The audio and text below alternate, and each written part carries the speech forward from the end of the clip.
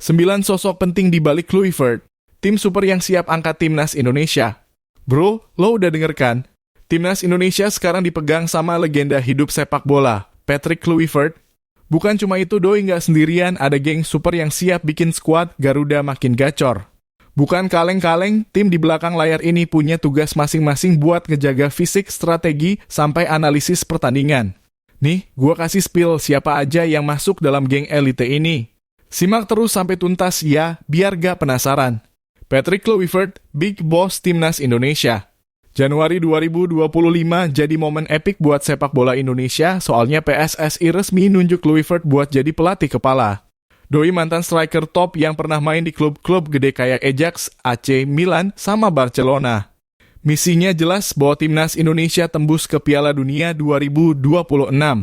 Tapi tentu aja buat ngeraih target segede ini, Kluivert butuh bala bantuan. Dan inilah 9 sosok penting di belakang layar seorang Patrick Kluivert hingga membuat banyak pemain Eropa berbondong-bondong naturalisasi. Asisten pelatih, duo jenius di samping Kluivert. Alex Pastoor, sang ahli strategi, Doi resmi jadi asisten pelatih pada 8 Januari 2025.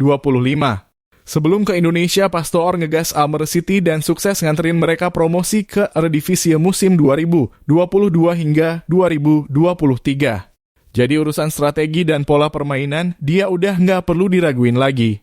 Denny Lanzaat yang memahami budaya dan karakter pemain, ex-gelandang timnas Belanda yang ada darah Maluku dari nyokapnya. Pernah main di Ajax, AZ Alkmaar, Wigan Athletic, dan Feyenoord. Dengan pengalaman segudang, Lanzaat diharapkan bisa kasih warna baru buat strategi timnas Indonesia. Sang mentor, Gerald van den Burg, dengan keterampilan teknis dan kreativitas yang unggul. Nah, kalau lo pengen tahu siapa yang bakal jadi guru bagi pemain muda, jawabannya Gerald van den Burg. Doi ini bukan orang sembarangan, pernah bawa Belanda juara Euro 1988 dan ngeraih Liga Champions bareng PSV Eindhoven. Gak cuma bantuin Kluivert di tim senior, Doi juga bakalan menangani timnas U-Strip 23 buat regenerasi pemain. Jadi pemain muda kita gak cuma jago di Asia, tapi siap bersaing di level dunia. Tim kebugaran biar pemain tetap gacor. Quentin Jacoba, pelatih fisik yang udah lama kerja bareng Kluivert. Sebelumnya Doi ngerjain hal yang sama di timnas Curaçao. Pokoknya urusan stamina pemain biar tetap on fire, serahin aja ke Jacoba. Tanpa fisik yang kuat, nggak mungkin bisa tahan 90 menit ngegas di lapangan. Leo Echtel, fisioterapis kelas dunia yang udah biasa ngurusin pemain-pemain top dari Inter Milan dan AC Milan. Tugasnya, pastikan pemain timnas selalu dalam kondisi prima dan pulih cepat dari cedera. Soalnya, kalau banyak pemain cedera, strategi Kluivert bisa berantakan. Chesley ten Over, jagoan terapi manual asal Belanda yang fokus di masalah nyeri punggung, leher, sama cedera pinggul. Intinya, Doi bakal bikin pemain tetap fleksibel dan siap tempur. Kebugaran fisik gak kalah penting dibanding skill di lapangan. Analisis dan pengembangan tim, Jordi Kluitenberg, spesialis video analis yang udah malang melintang di Eredivisie bareng Heerenveen dan PEC Zwolle. Pernah juga kerja bareng Kluivert di Adana Demirspor dalam kurung Turki musim 2023 hingga 2024. Doi yang bakal bantu menganalisis permainan lawan biar timnas bisa nyusun strategi yang pas. Dengan teknologi canggih, setiap gerakan pemain bisa dievaluasi. Bram Verbruggen, tim developer yang tugasnya mirip motivator. Sekarang Doi masih kerja di Go Ahead Eagles dalam kurung Eredivisie. Tugasnya di timnas, membangun chemistry pemain biar makin kompak. Soalnya, sepak bola bukan cuma soal skill individu, tapi juga kerja sama tim. Reggie Blinker, mantan pemain Feyenoord, Celtic, dan Sheffield Wednesday yang sekarang lebih fokus ke dunia lifestyle. Doi punya media life after football buat para pemain. Tapi di timnas perannya lebih ke pengembangan individu pemain biar bisa terus berkembang. Jadi mental pemain gak cuma siap buat pertandingan, tapi juga masa depan mereka setelah pensiun. Harapan buat timnas Indonesia dengan kombinasi tim pelatih dan staf kelas dunia ini, harapannya timnas Indonesia bisa naik level. Gak cuma jago di Asia, tapi juga bisa bersaing di level dunia. Target utama, pastinya lolos ke Piala Dunia 2026. Bukan cuma itu, dengan adanya sistem pelatihan dan regenerasi pemain yang lebih tertata, masa depan sepak bola Indonesia juga makin cerah. Pemain muda bisa dapat kesempatan berkembang lebih baik, dan sistem scouting juga lebih efektif buat nyari talenta terbaik dari seluruh Indonesia. Jadi, siap nggak nih dukung timnas Indonesia makin gacor? Stay tune buat update selanjutnya, bro. Jangan lupa dukung terus Garuda biar bisa terbang tinggi di kancah internasional.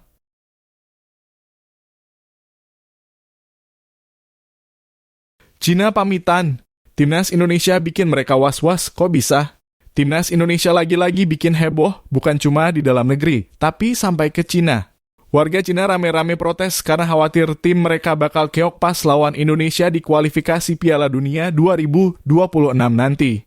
Gimana nggak kekuatan skuad Garuda makin ngeri abis setelah Patrick Kluivert dapat amunisi baru dari naturalisasi.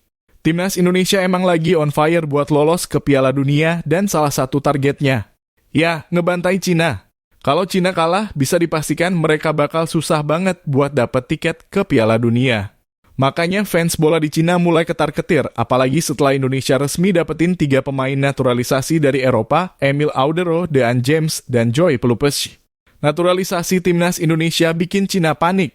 Berita soal naturalisasi ini langsung jadi hot topic di Cina. Media mereka, Sohu, nulis kalau perkembangan timnas Indonesia bikin fans bola di sana heboh.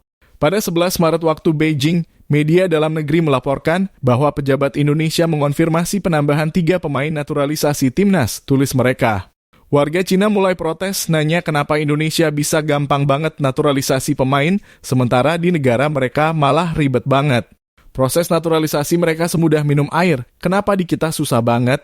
Kata salah satu fans di media sosial Cina. Padahal Cina juga pernah nyobain naturalisasi, tapi hasilnya jauh dari harapan. Beberapa pemain yang dinaturalisasi nggak bisa kasih performa maksimal. Makanya pas lihat Indonesia dengan gampangnya dapetin pemain berkelas Eropa, mereka jadi iri. Lini tengah dan belakang timnas Indonesia makin GG. Gak cuma soal naturalisasi, fans Cina juga mulai sadar kalau timnas Indonesia sekarang udah beda jauh dari yang dulu. Lini tengah dan belakang mereka udah level Asia. Tim Cina bakal kesulitan ngadepin mereka kali ini, tulis seorang fans di media Cina. Banyak juga yang udah curiga dari dulu kalau Indonesia bakal makin kuat gara-gara program naturalisasi ini. Dan bener aja sekarang mereka mulai panik karena sadar bahwa Indonesia udah nggak bisa dianggap remeh lagi. Di sisi lain, ada juga fans Cina yang nggak terlalu peduli. Mereka bilang apa yang perlu diiriin. Dulu kita juga pernah naturalisasi pemain tapi malah gagal total. Udah dikasih kesempatan main, malah nggak kepake juga. Jadi, buat apa protes ke Indonesia? Cina mulai pesimis, ucapkan salam perpisahan ke Piala Dunia. Yang lebih mengejutkan, beberapa media Cina bahkan udah mulai pasrah dan ngucapin selamat tinggal buat timnas mereka sendiri. Selamat tinggal timnas Cina, tulis Sohu seolah udah yakin kalau tim mereka bakal gagal lolos ke Piala Dunia 2026. Mereka sadar kalau lawan-lawan mereka di babak kualifikasi super berat ada Australia, Arab Saudi, dan Jepang. Satu-satunya harapan mereka buat dapat poin cuma lawan Indonesia dan Bahrain. Tapi masalahnya sekarang mengalahkan Indonesia aja udah jadi mission impossible. Timnas Indonesia resmi umumkan 3 kartu truf yang bakal turun ke lapangan. Dengan kekuatan ini, Cina makin sulit buat lolos, lanjut media Cina. Mereka ngerasa kalau sekarang Indonesia udah naik level dan bukan lagi lawan yang gampang dikalahin. Timnas Indonesia mengalami kemajuan pesat karena banyaknya pemain naturalisasi dari Belanda. Mereka berhasil ngagetin Arab Saudi dan Australia, tapi belum bisa ngalahin Cina. Makanya, mereka makin memperkuat timnya dengan tambahan 3 pemain ini, tambah media Cina. Makin kuat, Timnas Indonesia siap tempur di Stadion Utama Gelora Bung Karno. Pada Juni nanti, Timnas Indonesia bakal ketemu Cina lagi di Stadion Gelora Bung Karno, dalam kurung GBK. Ini jadi momen balas dendam buat skuad Garuda setelah sebelumnya kalah di kandang Cina. Dengan tambahan pemain naturalisasi yang makin bikin tim solid, kesempatan buat menang makin gede. Target utama Indonesia, ngalahin Cina, Bahrain, dan minimal bisa imbang lawan Australia atau Jepang. Dengan skenario ini, peluang lolos ke Piala Dunia 2026 bakal makin terbuka lebar. Ketum PSSI Erick Thohir juga udah ngasih kepastian soal status 3 pemain anyar ini. Pada 5 Maret, Ketua Umum PSSI Erick Thohir mengonfirmasi bahwa 3 pemain, Emil Audero, Dean James, dan Joy Pelupes, telah berhasil dinaturalisasi dan akan menyelesaikan pendaftaran mereka sebelum tanggal 13, tulis media Cina. Dengan tambahan 3 kartu truf ini, Timnas Indonesia makin jadi tim yang ditakuti di Asia. Dan buat Cina, Sepertinya mereka udah siap angkat koper dari persaingan menuju Piala Dunia 2026. Gimana menurut lo? Timnas Indonesia bakal sukses ngeratain Cina di GBK? Atau bakal ada kejutan lain? Kita tunggu aja. Kluivert umumkan skuad Timnas. Coach Justin kasih komentar menohok. Timnas Indonesia lagi rame nih, gengs. Jadi pada 9 Maret 2025, Patrick Kluivert yang sekarang jadi pelatih kepala Timnas Indonesia resmi ngumumin daftar pemain buat lanjutan kualifikasi Piala Dunia 2026. Nah, kayak biasa, pengumuman ini langsung bikin heboh netizen, termasuk dapat reaksi dari pengamat bola paling nyentrik, Coach Justin. Coach Justin, perubahan posisi pemain itu berani, tapi dalam obrolan sama media olahraga nasional, Coach Justin kasih pendapatnya soal daftar pemain yang diumumin Kluivert. Kata dia sih, keputusan Kluivert buat ngeganti posisi pemain tuh langkah berani dan nunjukin kalau doi fleksibel banget soal taktik. Tapi jangan seneng dulu. Coach Justin juga ngingetin kalau adaptasi pemain ke posisi baru itu nggak bisa instan, butuh waktu dan latihan yang gila-gilaan. Makanya menurut dia, sebelum langsung diterapin di pertandingan resmi, mending formasi baru ini diuji dulu di laga persahabatan. Biar nggak kaget pas main beneran. Apalagi kalau perubahan ini diterapin di pertandingan penting, bisa jadi taruhan besar yang bakal ngaruh ke peluang Timnas buat lolos ke Piala Dunia 2026. Selain itu, Coach Justin juga ngebahas soal mental pemain. Jangan cuma dilihat dari segi teknis doang, tapi mental pemain juga harus disiapin. Kalau pemainnya kagok dan belum siap, malah bisa jadi bumerang buat tim sendiri, katanya. Jadi, perubahan ini nggak cuma soal taktik, tapi juga kesiapan mental pemain buat menghadapi tantangan baru di lapangan. Netizen dan media pro kontra di mana-mana. Seperti biasa, komentar Coach Justin langsung bikin pecah di kalangan netizen dan media. Ada yang setuju banget bilang kalau fleksibilitas taktik itu bisa jadi kunci sukses buat Timnas. Tapi ada juga yang parno dan takut kalau perubahan posisi malah bikin tim jadi goyah. Bro, kalau pemainnya kagok di posisi baru gimana? Bisa-bisa malah jadi blunder. Tulis salah satu netizen di Twitter. Tapi di sisi lain ada juga yang optimis. Ini kesempatan buat Timnas jadi makin taktis. Percaya proses cuy. Selain di media sosial, diskusi soal ini juga rame di berbagai forum sepak bola.